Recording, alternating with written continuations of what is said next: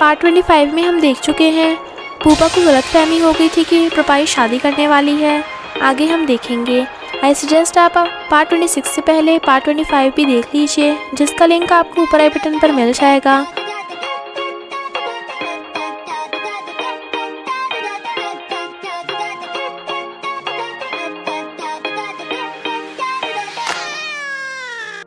अगर आपको मेरी वीडियोस अच्छी लगती हैं तो लाइक और शेयर करना, और हाँ, कमेंट कर ज़रूर बताना।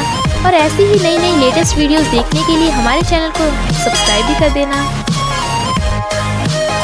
पार्ट 26 में हम देखते हैं प्रपाई कहती है हमने ऑलरेडी ब्रेकअप कर लिया। पूपा कहता है मैंने तुमसे ब्रेकअप नहीं किया, तुमने खुद से ब्रेकअप कर लिया होगा। पर प्रपाई उन सबको बाय कर जाने लगी थी। पूपा और बाकी सब भी उसके पीछे पीछे भागते हैं। पूपा उसे रोकने की कोशिश करता है, पर प्रपाई तो उससे गुस्सा होकर चली जाती है और पूपा को तो बोलने का मौका ही नहीं देती। ता कहता है तू अब क्या करेगा? वो कहता है मेरे पास बहुत सारे बैकअप प्लान्स हैं। क्वांग प्रपाई का लेटर पढ़ रही थी, जिसमें लिखा था कि क्वांग, जब मैं तुमसे फॉरेन में मिली थी तो मैं बहुत खुश हुई थी। तुझे पता है, मुझे हमारा साथ में बिताया हुआ टाइम बहुत याद आता है। वो कितने हैप्पी डेज थे। चाहे जो भी हो जाए तो हमेशा मेरी फ्रेंड रहेगी। तो क्वांग रोने लगती है। इधर प्रपाई को देख पूपा स्माइल कर रहा था और उसके पूछने पे कहता है मैं यहाँ कुछ बाय करने आया हूँ। तभी उसकी मॉम आवाज़ लगा के बताती हैं कि प्रपाई, मेरे फ्रेंड का बेटा आ रहा है और उसे अकाउंटेंट की ज़रूरत है। तभी वो लड़का आता है और प्रपाई से बचपन की बातें करने लगा था, पर जेलस पूपा प्रपाई से सामान मांगने लगा था और उस लड़के को घूरता है। प्रपाई उसे सामान देकर फिर से बातें करने लगी थी, तो पूपा जानबूझ के उन्हें डिस्टर्ब करने लगता है। वो लड़का कहता है क्यों ना हम दोनों किसी रेस्टोरेंट पे चलें, वहीं बात कर लेंगे ताकि हमें कोई डिस्टर्ब ना कर सके। पूपा कहता है प्रपाई को स्पाइसी खाना खिलाना, उसे वो बहुत पसंद है। अगर ये गुस्सा हो जाए तो इसे स्वीट्स खिलाना, इससे इसका मूड ठीक हो जाता है। वो लड़का पूछता है तू है कौन, प्रपाई के बारे में इतना कुछ कैसे जानता है? पूपा कहता है मैं इसका बॉयफ्रेंड हूँ। वो हैरान, पर मॉम और प्रपाई के भाई ने भी सब कुछ सुन लिया था। मॉम को जब पता चलता है कि प्रपाई पूपा की वजह से सैड होकर बैंकॉक से घर आई है और पूपा प्रपाई को लेने आया है, तो मॉम गुस्से से मना कर देती हैं और भाई से कहती हैं इसे भगा यहाँ से। तो भाई पूपा को बाहर ले जाता है। उसके जाते ही मॉम प्रपाई से कहती हैं तुझे ऐसे सैड नहीं होना चाहिए, बहुत सारे लड़के हैं, एक तो वही लड़का जो अभी तुझसे मिलने आया था। अगर तुझे वो पसंद नहीं तो ता भी अच्छा ऑप्शन है। पर प्रपाई मना कर चली जाती है। वावा प्रपाई से पूछती है कि क्या तो पूपा को एक चांस नहीं देना चाहेगी, पर प्रपाई तो खुद भी नहीं जानती थी, क्योंकि वो पूपा का फ्यूचर ख़राब नहीं करना चाहती थी। इधर प्रपाई का भाई ता के लिए खाना लेके आया था, जो प्रपाई की मॉम ने भिजवाया था, पर भाई पूपा के साथ खाना शेयर करने को मना कर देता है, क्योंकि उसने ही उसकी बहन को सैड किया था। तो ताऊ से पूरी कहानी बता देता है। पूपा प्रपाई की मॉम को भी सारी बात बताना चाहता था, पर मॉम तो उसे मौका ही नहीं दे रही थी। तो भाई बताता है कि उसकी मॉम को अकाउंटिंग्स यानी नंबर्स बहुत पसंद हैं, जिससे वो उन्हें इम्प्रेस कर सकता है। इधर प्रपाई की मॉम लॉटरी टिकट बाय करने वाली थी, जिसके लिए उन्हें लकी नंबर चूज़ करना था। तो पूपा वहाँ पहुँच जाता है और जीनियस ब्रेन से उन्हें लॉटरी टिकट दिलवा देता है। और लकीली मॉम लॉटरी में जीत जाती हैं, तो बहुत खुश होती हैं और कहती हैं पूपा कितना अच्छा लड़का है, ये किसी को सैड कर ही नहीं सकता। भाई कहता है प्रपाई तुझे भी पूपा को एक चांस देना चाहिए, पर प्रपाई वहाँ से चली जाती है। मॉम के कहने पे पूपा प्रपाई के पीछे भागता है। इधर पूपा की मॉम को आंटी से पता चलता है कि पूपा भी प्रपाई के पीछे पीछे उसके गांव पहुँच गया है, तो हैरान होती हैं। प्रपाई अपने डैड के साथ फेस्टिवल की एडवर्टाइजमेंट करने जा रही थी, बट पूपा वहाँ पहुँच जाता है।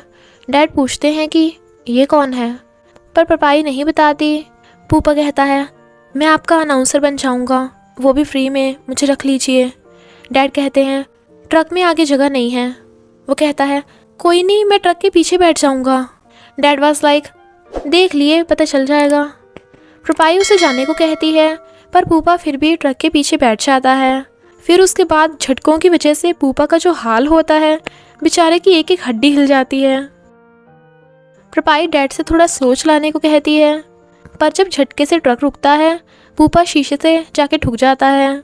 डैड नोटिस करते हैं कि प्रपाई को पूपा की कितनी चिंता हो रही है।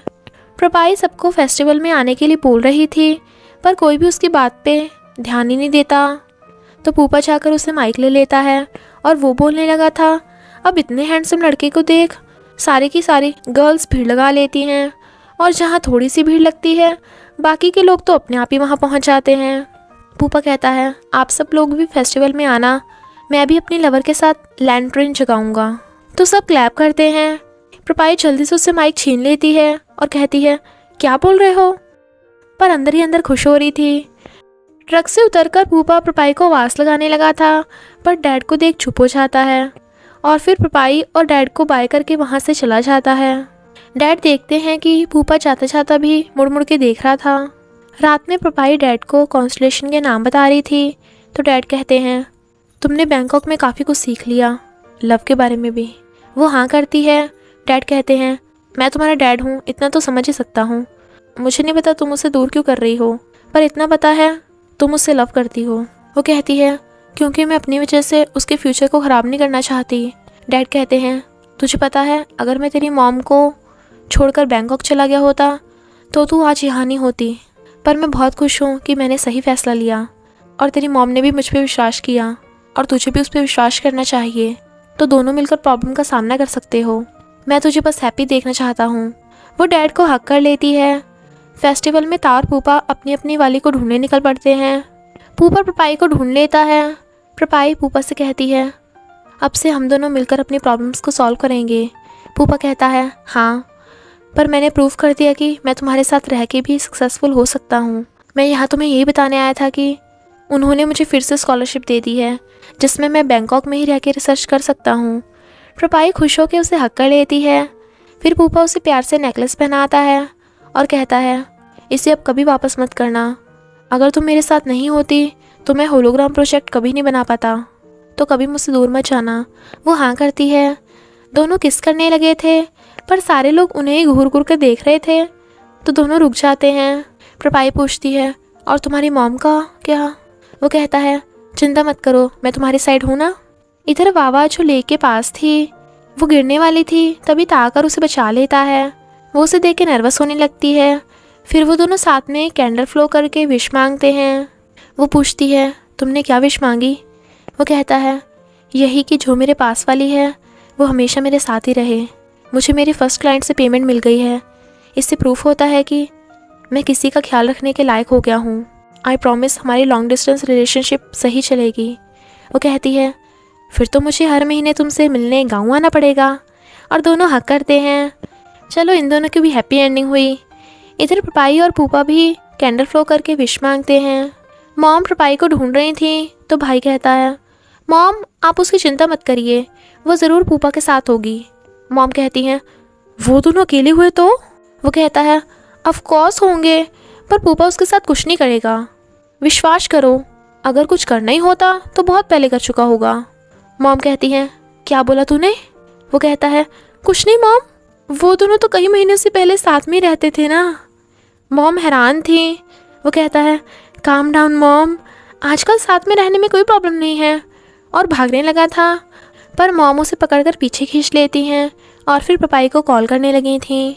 इधर फूफा के मॉम डैड भी वहीं पहुंच जाते हैं और उन्हें सुनाने लगे थे।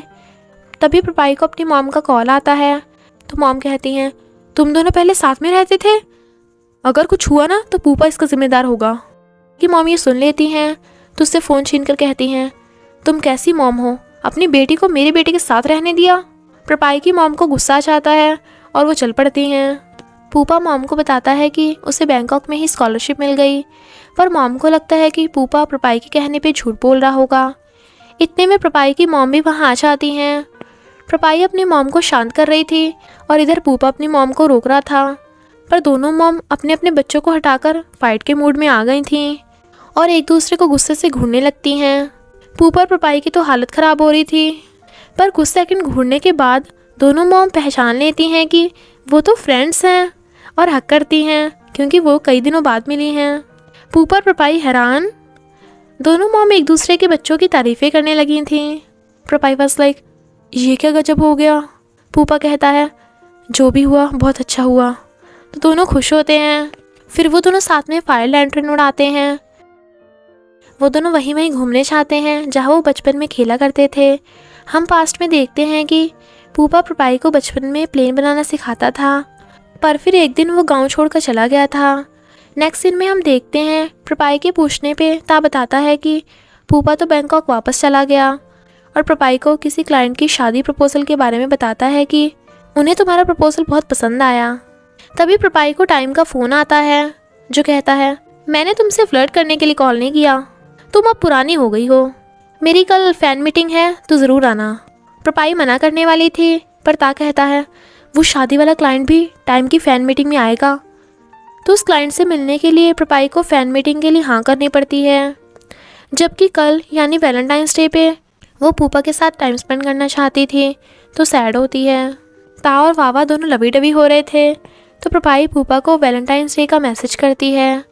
हैरानी की बात ये थी कि अभी तक वो शादी वाला क्लाइंट नहीं आया था। टाइम स्टेज पे गाना गाता है जो उसके फैंस को बहुत ज़्यादा पसंद आता है। फिर टाइम कहता है, अब जो मैं सॉन्ग गाने जा रहा हूँ वो मुझे किसी ने गाने को कहा है एक लड़की के लिए, और फिर एक रोमांटिक सा सॉन्ग आता है।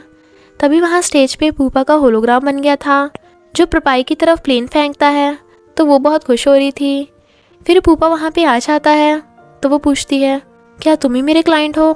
पूपा हाँ करता है और फिर उसे रिंग दिखाकर शादी के लिए प्रपोज करता है।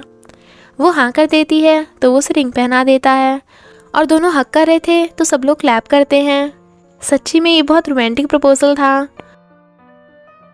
फिर क्या, फिर अपने हीरो हीरोइन की शादी होने लगती है। क्वांग भी उन दोनों को कंग्रेचुलेट करने आती है और फिर टाइम भी। शादी में टाइम लव सॉन्ग गाता है और क्वांग और टाइम जैसे एक दूसरे को देख रहे थे उससे लगता है कि उन दोनों की लव स्टोरी के भी काफ़ी चांसेस हैं।